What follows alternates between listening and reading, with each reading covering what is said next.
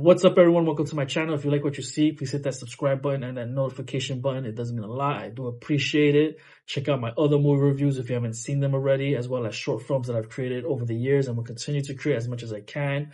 Please check those out. I put a lot of effort and I love creating. I love acting. I love writing. I love editing. Please support me. It doesn't mean a lot. Keep it professional in the comments. I do want some comments. I will get back to you as much as I can. Please comment. Please leave a thumbs up.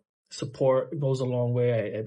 I can't ask for enough. Thank you so much for even watching this video. As you can see, I've been on a roll with movie reviews, and Deadpool and Wolverine is the latest movie review that I'm here obviously going to talk about. So thank you so much for joining me. Hope you've seen it. Deadpool and Wolverine was a blast. If you haven't seen it yet and that's what you want to do, but you just haven't had time, just make sure you take the time out sometime during the current week just to watch this film, because if you're a Marvel fan, a comic fan, Ryan Reynolds fan, Hugh Jackman fan, Deadpool, Wolverine fan, and just all these other random characters that made cameos, which obviously, hopefully you've heard of, and that's, again, this is a spoiler review, so if you're on this video and you haven't seen it, obviously you don't care, but go ahead and check it out because you will love it. I enjoyed Deadpool and Wolverine. I think it's my favorite one out of the three, even though I like the first one a lot. 2 was cool, but I think the first one still stands strong. But I would say I would probably put Deadpool and Wolverine a little bit above the first one just because of the cameos, and it was just hilarious and out there, and it was great. And, I know some criticisms with the film is it's so-so. People don't really care for the story. They think it's just laughs and, gags, which they appreciate, but it just isn't enough for them. But if you know Deadpool, you know how he is. He breaks the fourth wall. He knows he's in a movie / comic book. If he's in the comic books, but he knows he's in a movie based on the comic books. And what do you expect from a Deadpool film? You're going to get a lot of randomness. You're going to get a lot of gags. You're going to get a story. It may not be the best written story, but you're going to get something. And keep in mind, if you haven't seen any of the TV shows, then you're probably not going to get a lot of references, like with Loki and all the other shows that may have a connection or Easter egg. If you haven't seen any of the films, you don't know what's going on, the multiverse saga. The people that understand the multiverse, people don't understand how one actor who played a specific character for a while, how is he playing another character instead of the same character that he was playing currently in the MCU? And for example, Chris Evans played Captain America in the MCU, but before the MCU, he had played for 2 films, Johnny Storm in the Fantastic Four film that Fox originally owned. Now Disney owns Fox. They have all the rights to use the characters and actors in films how they want, because now it's part of the MCU, which is part of it's the multiverse saga. It's the multiverse, rather. You can incorporate Spider-Man. Well, Sony is different because they allowed the rights to be used because they own Spider-Man, Sony, so they allow Marvel and Disney to use the rights to a degree. But that's still part of the multiverse, the Sony films. Spider-Man, obviously, Tobey Maguire in No Way Home was part of it. Andrew Garfield was a part of No Way Home, so they were able to use them. And even Tom Hardy at the end credit scene as Venom. But they own Fox, and they can use all the characters and their likeness into the current films, like they did with Deadpool and Wolverine. Elektra, Jennifer Garner, she was in the Daredevil film with Ben Affleck. That's Fox. They brought her back. Blade. I believe Blade, it was New Line Cinema, but now Marvel owns the character Blade, so they were able to, hey, Wesley Snipes, come back. We want you as this variant or so. Variants are pretty much characters, but different versions of them from different universes. That's the multiverse. So some people don't understand that, and I'm like, how could you not? And Deadpool kind of pretty much explains it, but not in a way where they go so much in depth, but it's pretty much obvious. You can watch the film and get an idea, the multiverse. It just opens a lot of possibilities, and Deadpool definitely utilizes that and brings a lot of fan favorite characters from the past back, especially with actors portraying them. But you have new actors portraying old characters that were in old films, like Vinnie Jones was Juggernaut in X-Men 3. That Juggernaut from X-Men 3 is back in this film, but it's a different actor. You know, he didn't come back, Vinnie Jones, for whatever reason. But, you know, they do that with a lot of other characters, as well as like Aaron Stanford. He was Pyro. He was a younger Pyro in X-Men 2, or the X-Men 2 and 3. And he's back in Deadpool and Wolverine. He's older, obviously, but it's the same actor. So, you know, you have old actors, new actors portraying old characters. Like you've had actors who played characters from the past playing new characters now. Like Chris Evans. He was the Human Torch in Fantastic Four. Now he was Captain America in the current MCU films. Like Ryan Reynolds, he was Hannibal King in Blade 3. Now he's Deadpool, pretty much in the MCU, which was originally Fox, but he's Deadpool now in the MCU, which is, they own them now. Disney owns the character. So, you know, you're able to play with that. People don't understand it. It's confusing. Hopefully I didn't make it confusing trying to explain that to you. But it just, the multiverse is a great concept. Like, I love time travel. Not a lot of people like time travel. It depends how it's done. How, you know, time travel can be a great story. It can be fun to watch. You know, Back to the Future is a great example of a perfect film that did time travel. I think they did a great job in Endgame. But a lot of people think it's just lazy writing, or it's just whack, it's not fun, or it's not an interesting concept. And they say the same thing with the multiverse. And they, you know, the lazy writing is such an overused term. It's like, it's not lazy writing. It makes for many possibilities, bringing back characters from the past and their actors. And, you know, you can still have new actors playing such characters, and you're able to play with that, you know. And yeah, it may be confusing at first if you don't understand it, but if you get the idea, you're like, oh, there's just so much you can do. You know, we got No Way Home. We got 3 Spider-Men. The actors that played them in the films, they were in No Way Home. We got Deadpool and Wolverine, you know, Loki. You know, it's such a great season 1 and 2, and it's a great show. And it just opens for a lot of possibilities of new and old actors. You're saying, like, right now, Robert Downey Jr. was cast as Dr. Doom. They say he's Victor Von Doom, but we don't know to what extent. Is he a variant of Victor Von Doom from what the MCU would originally have, their specific timeline, Victor Von Doom, which we haven't gotten yet, but we don't know who he's playing. Is it going to be based on the comic where Tony Stark becomes bad, or is it another comic where Victor Von Doom switches his mind with Tony Stark's body and vice versa? Are we getting that, version? We don't know. I would like to see Robert Downey Jr. as Victor Von Doom without the cadence of RDJ and / Tony Stark. I don't want to see his face at all. We're just going to get, this is the version of Dr. Doom from the MCU. And he's a brand new character, despite it being an actor who's been playing Tony Stark in part of the, universe for a while, for a little over a decade, if that. So, was it a little over a decade, or about a decade? But yeah, he's been playing Tony Stark, and we know him as RDJ as Tony Stark, and now he's playing Dr. Doom, and people think it's just a cash grab, or it's lazy writing if they go the variant route. It doesn't matter. This is the multiverse saga. They can do whatever they want. But I would like to see him portray this different character without us knowing it's RDJ. And what I mean by that, keep him in the mask. They take the mask out, scar his face like in the comics. Sometimes it's barely scarred, sometimes it's severely scarred, but he's really his character. It affects him no matter how bad the scar is. And I think that we can cover. He's an actor. He can obviously portray a different cadence, and we don't have to show his face. And that's Victor Von Doom. Who cares if they brought back to Robert Downey Jr. He can play a different character. My only gripe with that is, if you're going to do that, and this probably should have been a separate video, but whatever. If you're going to do that, I'd rather Victor Von Doom have been established in the MCU already with the Fantastic Four. Now you're bringing him so late into the universe. If it's the main MCU timeline, Victor Von Doom, it's like, it doesn't feel the same. So I'd rather it be a variant. So when they do end the multiverse saga, which would probably be a reset, then you can bring back these the old characters, new actors, and introduce characters that we've probably seen a version of, but now we get the actual new timeline, new start of bringing these characters about so that they actually are more fleshed. Like Victor Von Doom, Dr. Doom.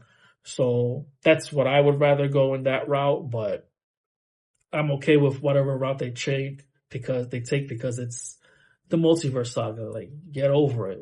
We're gonna see familiar faces. He's probably gonna play a different character, or he's probably the same character, different version. Like, it's the multiverse. You can do that. It's fine. But I think the multiverse itself, that type of writing, it just opens up doors for many things. It's not lazy writing. It opens the door up for creative writing. So that's what I got to say about that. And I bring it up in this video, the Deadpool Wolverine, because it's a multiverse film, and I'll discuss it in in this spoiler review, because why not? It's all in there. I don't need to do a separate video on that because I don't do separate videos about such things. I only do movie reviews and I do short films. But back to Deadpool and Wolverine. It was a great film for me. Again, I think it's above the first one a little bit. The first one is great, and the second one would be my third favorite, but I did enjoy that film. But I think the Deadpool trilogy is an awesome trilogy, and obviously, who doesn't want more Deadpool? I would like more Deadpool, but of course, let's start getting him up in team-up films. Well, even though this was a team-up film, Deadpool and Wolverine, it wasn't really just Deadpool-based film, but so was the second Deadpool film. It was a team-based film. So I guess it really doesn't matter. It could have been Deadpool 3 with Wolverine, obviously, in it, but they just put Deadpool and Wolverine because why not? I thought it was fun. Again, I can't say anything other than the story. It's out there. He's traveling the multiverse. He's, trying to find the Wolverine, which he does. He eventually meets, Blade, Elektra, Gambit. I'll talk about that in a bit.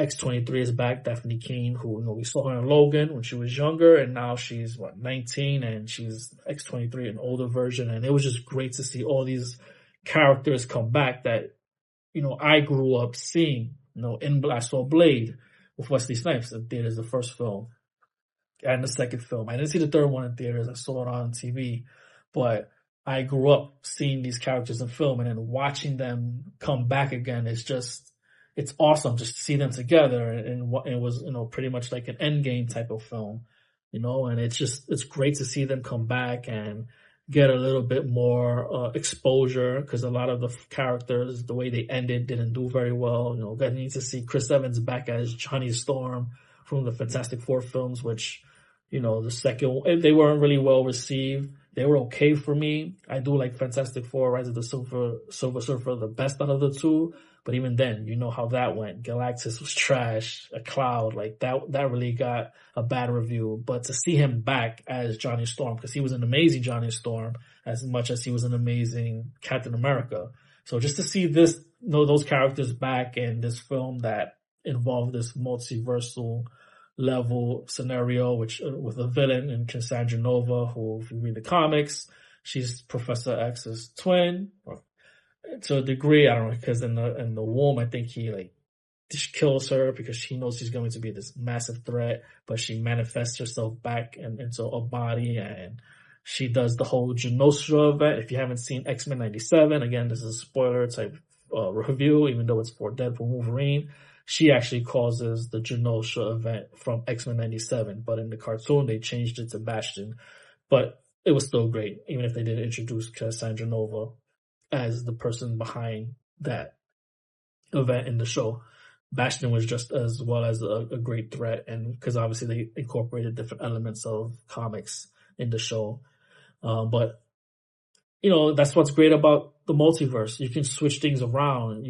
There's going to be one universe where she was Cassandra Nova destroyed Genosha, and another universe is Bastion, and that's what this multiverse is. So in this multiverse, you have the Void, which sends all these universes. If you haven't seen Loki, they sent all these characters who go off their path on a timeline into the Void, and then they wipe out their timeline. Of course, they switch things around. It's explained in the film. They don't do that anymore. But all these characters are stuck in the Void. For the most part, they most likely went off their timeline for whatever reason, and they were thrust into the Void. I don't know if there was something that happened to the universe that they ended up in the Void in that regard, because I know some of the universes were destroyed or being destroyed. So I don't know to what extent how they end up in the void from, because Blade's universe was destroyed, but he ended up in the voids. He says he wasn't able to save his universe. So I don't know to what extent he was thrust into the universe. Was it because he ended up going off his path and then his universe was destroyed? He found out. So, but either way, it doesn't matter. I'm pretty sure it explains it better, or I can't remember, but it explains it in the movie. And if it does it, you can come up with your own idea. Sometimes a film won't feed you the idea of the story. You just have to figure it out for yourself based off of pieces. And you may like that, you may not like that. It's warranted. Whether you like it or not, it's fine. But for the idea of the multiverse, that's what this film is. And it might be a plot hole. I don't know. Again, I have to watch it again to really pay attention. I was really in awe of what I was saying, but I got the idea of, pretty much what I was watching and where it was going. But yeah, I had fun. It was, Ryan Reynolds is a funny actor. He's a great actor. I love his character. He is Deadpool as much as Robert Downey Jr. is Tony Stark, or maybe they're just great actors and they just portray that role. If you pretty much go in not expecting an elaborate, well-told story of Oscar potential, but then again, who's to say, what is an Oscar potential film? Deadpool and Wolverine could be an Oscar potential film based off of many elements. But of course, if you follow the formula of what is a Hollywood or not Hollywood, an Oscar worthy film, then you get an idea of what it is that they pretty much look for. But it's all a matter of opinion, and the Hollywood foreign press, they have their own basis for what is worthy, and it's just a matter of opinion really. But for them, that's just how they do things. But I'm not saying Deadpool Wolverine, I wouldn't call it an Oscar-worthy film personally. That's just based off what I would personally go by. But I thought it was just a great film that deserves a lot of accolades in itself anyway. And if you're a comic book fan, you would appreciate this film. It did what The Flash. I haven't even seen The Flash film. I'm just, as much as I want to support the actors and Supergirl and Batman, Michael Keaton to be back as Batman, which I thought is great.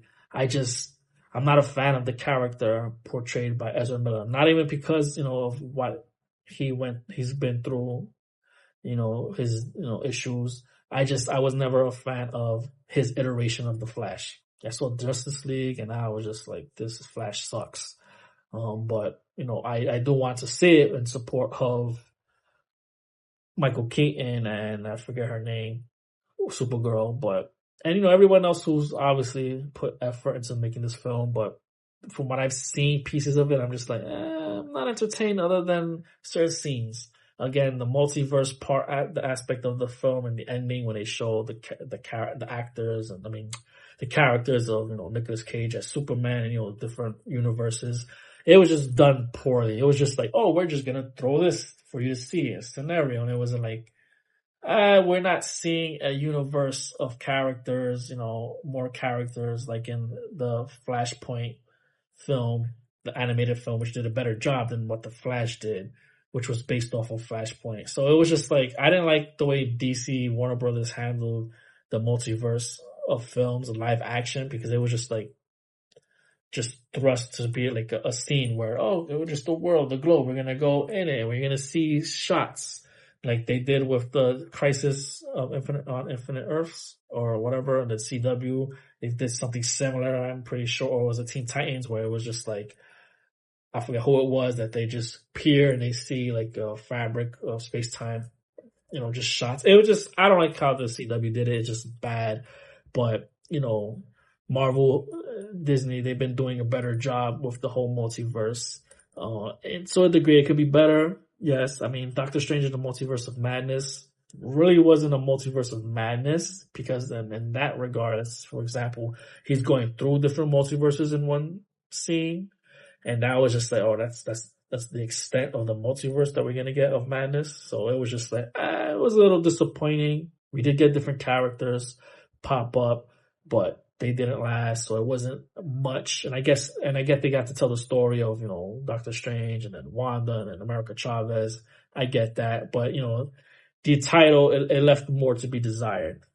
But it was still handled better than what DC Warner Brothers has done, whether it's the shows or the films. But, you know, Deadpool and Wolverine, I think it did the best job of multiversal scenario in itself. So I did appreciate that. I left a lot of doors open to, you know, where this multiverse saga is going, because to be honest, a lot of the films have been hit and miss. And even though it's the multiverse saga, a lot of the other films haven't really touched that yet. You know, Ant-Man and the Wasp: Quantumania but it wasn't well received. I like it, the film. You know, I was enjoying the whole Kang thing, because Kang obviously was part of the multiverse saga, and then with Jonathan Major's issue, they decided to go a different route. And in Loki season 2, the ending explains the whole ending of the Kang portion of things, even though I thought it could have been done better. But, you know, that's what it did do. Now we're going to get Doom to be like the main baddie leading into Secret Wars. So pretty much, because Doomsday is the Avengers film before Avengers Secret Wars. So that's the route they're going. And, you know, Deadpool and Wolverine is just another film that leads to that. If we're going to get, you know, Secret Wars, if you don't know Secret Wars, that's pretty much all the characters battling each other from different universes, if I'm not mistaken, from the comics. So, you know, that's what it's leading up to, and that's what's been going on. And now, you know, we may get Hugh Jackman again as Wolverine in the Secret Wars. If he's not in Doomsday, you know, Tobey Maguire might come back. Andrew Garfield might come back as Spider-Man if they're not going to just go with the Tom Holland route. Like, there's just different variations of characters, variants that fight each other or so. I haven't read the Secret Wars comics. I know there's 2 Secret Wars, Secret Wars 1, Secret Wars 2. You know, obviously time had passed by, and then Secret Wars 2 came out not long ago from the first one, which was back in the days. So, you know, that's what this Deadpool and Wolverine film really helps, not just with giving us another Deadpool film, but also, you know, his story, especially where it ended in part 2, where he was time traveling. So time travel and, you know, the multiverse universe is a big factor within this current saga. And even though Deadpool 2 is a film from Fox, and the way it ended with time travel, it helps. It works with what was going on with MCU when Disney acquired, you know, Fox and Deadpool. So it allows itself to be able to be utilized into the whole time travel multiverse shenanigans aspect of what they're doing now with Marvel and Disney films. But I just feel like a lot of the films haven't really touched on the multiverse aspect. You just know it's happening while their events are going on. You know, Thor 4 and Shang-Chi, which, you know, it's like, why isn't part 2 already out, or why hasn't he had been shown in any of the other films? I think they wasted potential for, you know, end credits, post-credit scene. We had a lot of crappy ones. I think they wasted a lot of potential with what they could have done with end credit scenes and post-credit scenes, in introducing characters, or, you know, reintroducing characters that haven't gotten a sequel yet, or, you know, or what's going on with the multiverse. Like, they just could have done that better with the end credits, post-credit scenes. Like, I didn't need to see Star-Lord eating with his cereal with his grandpa at the end credits. Right after all that credits, we got Star-Lord eating with cereal with his grandpa. Like, I didn't need to see that. You could have given us a different Shang-Chi. You could have shown Shang-Chi going through something, or about to go through. Like, let us know these characters still exist, because we know they exist in the universe still, and we haven't gotten another film. Or even the Eternals, which apparently they may not get another film, but it's like, what's going on with them? Are you going to shut them out now? And it's like, are you going to say they were just part of another universe, which we thought was the current timeline of them? Like, you know, it's like, do something, give us something. Don't give us crappy end credits that don't serve purpose to the grand scheme of things. So I just feel like that was a missed opportunity. And, you know, now with Deadpool and Wolverine, I feel like it's back on track with things. Hopefully, you know, So I'm really looking forward to what they have in the future. I know they showed Fantastic Four First Steps, which is the title, at San Diego Comic-Con. They gave us a glimpse of Reed Richards, Ben Grimm, Johnny Storm, Sue Storm, and I'm looking forward to it. You know, I'm pretty sure. I mean, it's set in a different universe because their 60s. It's more futuristic 60s. So it's going to be a different universe set, which is great because now we don't need to get an origin story. We don't need to be like, oh, where have they been within the sacred timeline, the main timeline of the MCU. Now, you know, they can come into our universe, and I'm pretty sure when it gets reset going forward, they're gonna obviously be the Fantastic Four introduced within this new universe. And then they give a first glimpse of Galactus finally done right. And I'm like, okay, this is cool. You know, that's what's great about the multiverse. It explains, oh, why weren't mutants around? Well, mutants weren't around because Fox owned them and Marvel and Disney didn't own them yet. But now that they own them, they could just be like, well, they just weren't part of this sacred timeline. And now when it resets, now you're going to get mutants having been part of this timeline, which apparently the saga, the next one will be the mutant saga. So now, you know, the multiverse allows for these, you know, plot holes. You know, why wasn't adamantium around? Well, now, because the Foxes no longer own X-Men, it's Marvel and Disney, now they can use the term adamantium, which will be introduced with the Celestial Tiamat from the Eternals, as the Externals, from the Eternals when it came out of the ocean, Pacific Ocean. Now, Captain America, the Brave and the Bold, or now with the new Captain America film, they can explain what happened, you know, what's been going on with that whole Celestial thing, because we haven't heard about it from current films.